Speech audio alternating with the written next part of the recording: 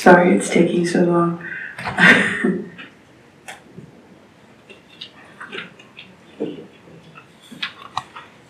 I guess I didn't get to finish what I was saying. The school is based in South Africa.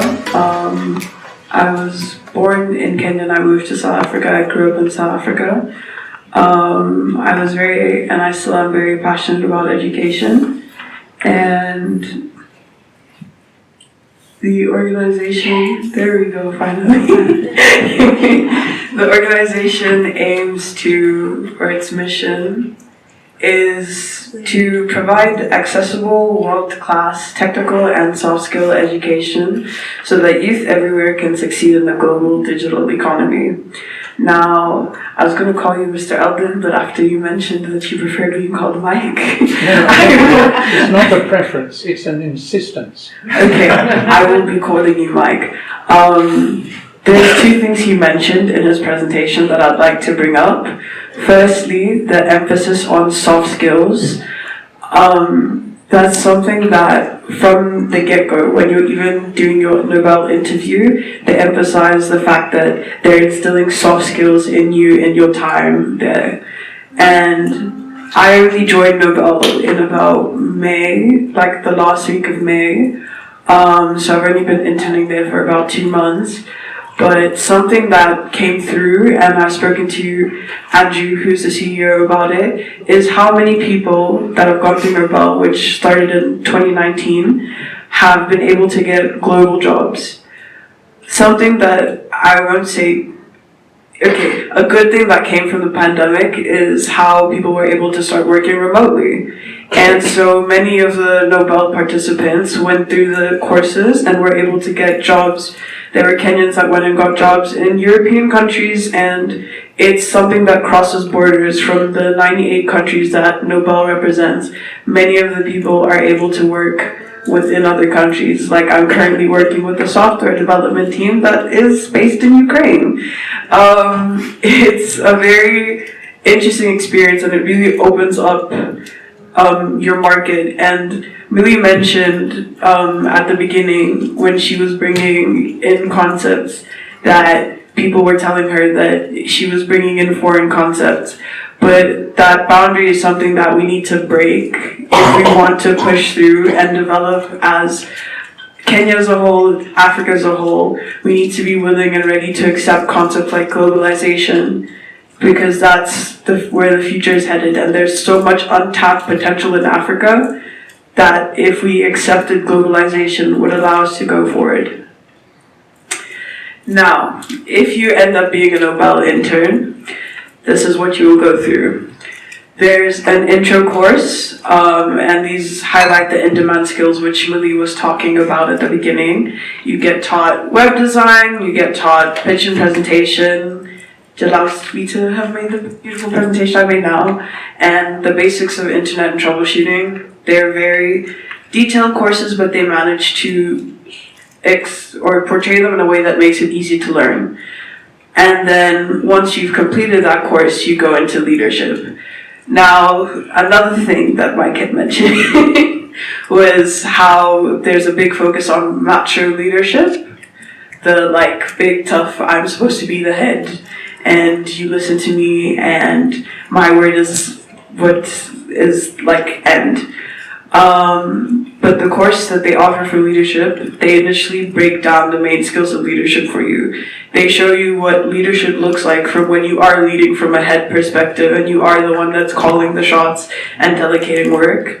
But then you also get practice where you get to be a facilitator and you get to engage in conversations with the people that you're leading. You get to have discussions, get opinions, be like, okay, what would you like me to change about how I'm presenting this lesson to you? And then from there, you use that feedback and implement that feedback to allow the classes to grow. And then something else that's very big in Nobel is practicing servant leadership, which is, for those who aren't familiar with the term, when you lead from behind, when you lead from helping the people. It's one of the biggest takeaways that Nobel wants their leadership course to take for their students.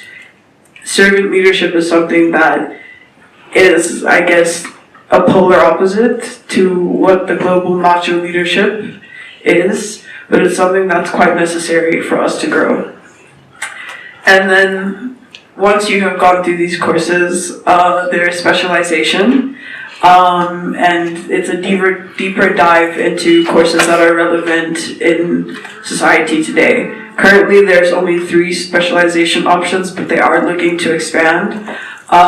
We have marketing and sales, and in that course, you're able to learn things like neuroscience and how to deal with people's emotions, similar to what Mike presented. And that also reflects in business and innovations management. In marketing and sales, you also get to learn graphic design. That's something that I think is pretty cool. Then lastly, we have digital transformations and emerging technology. You get an intro to AI, you get an intro to blockchain, which is something that has become such a key part of most businesses' finances today. So getting those skills and being able to understand those skills, which are things that aren't taught in schools, allows the people that do get this internship to be a more employable person, because you do get a certification after this. You do get to show that I was a participant in Nobel and I have developed these skills, and you get a foot ahead of everyone else, essentially. And now to tie Nobel into Confidence Elevates, how to elevate, or how would Nobel let you elevate yourself? Now, these 3 points I have up here are interlinked. The first thing that I would like to mention is ensuring you speak up. In Africa, we have this culture, and I know a lot of people can attest to it, where if you want something, you don't really communicate it. You kind of just hope it happens, or you kind of just hope it happens, or you don't end up like expressing your feelings, expressing your thoughts, and you don't end up going for what you want. And I would say that a lot of people that I've worked with in Nobel, like I'm currently working with an African promotional team, and a lot of people in the team, just to mention, Nobel is for youth, and youth doesn't mean teenagers. It ranges from 14, and there's people that are 35 that participate in Nobel. But the emphasis on youth, there's someone who was 24 that I was speaking to, and he was like, oh no, yeah, I've been aiming to work in Nobel, but I've just been doing side tasks, and I'm like, you need to speak up. The only reason I'm here today is because I spoke up. I set up a meeting with the CEO, asking him about what more I could do, more about the organization. And then he was like, do you know Millie? And then he's like, I was like, no, I don't know Millie. Who's Millie? Then he connected us on LinkedIn. And then, like Millie said, we had that call. I did not know that within 2 minutes I had won her over. But we had that call. And then she was like, oh, I'm running this event in July. And I was like, oh, I would love to come. I don't know how I can help, but I'd love to come. And I didn't expect to be speaking at the event. I just expected to, most of you saw, I was at the door handing out passes. I thought that was all I was going to be doing with this event. But now I'm here speaking and presenting Nobel to you. Then something that also lines up with that is input and output. Now, Millie also mentioned this. These are some core values when you are looking at confidence and elevating yourself in a business aspect. You cannot expect significant output if you do not give the input to get to that point.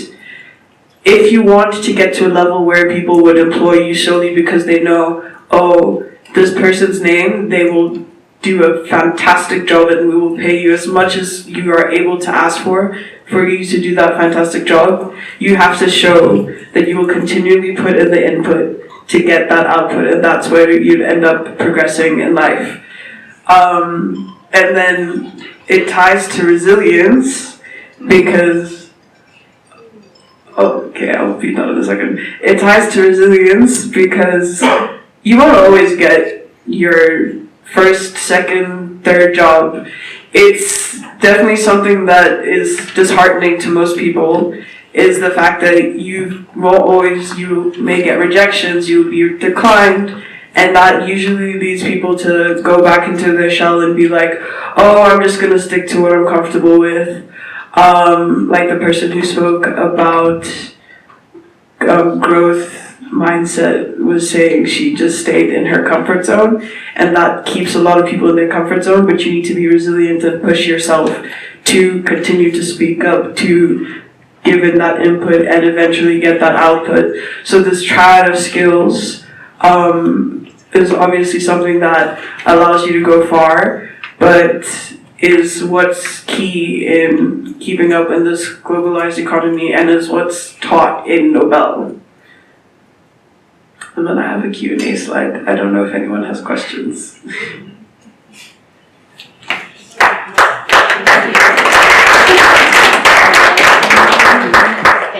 Also, if you're interested in applying to Nobel, you can find me at lunch or after this.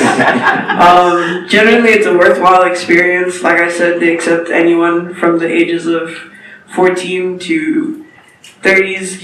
Being young is a mindset. So as long as you're willing to learn, it is a worthwhile experience. You get to meet some really cool people. Like I got to meet Libby because of this, and I got to meet all of you now because of this. So I definitely think you should look into it. It's Nobel Navigators currently, and there is an opening for interviews in August. Yes. So yeah, if you're interested in applying, I would recommend it. Thank you. Thank you, Rehema.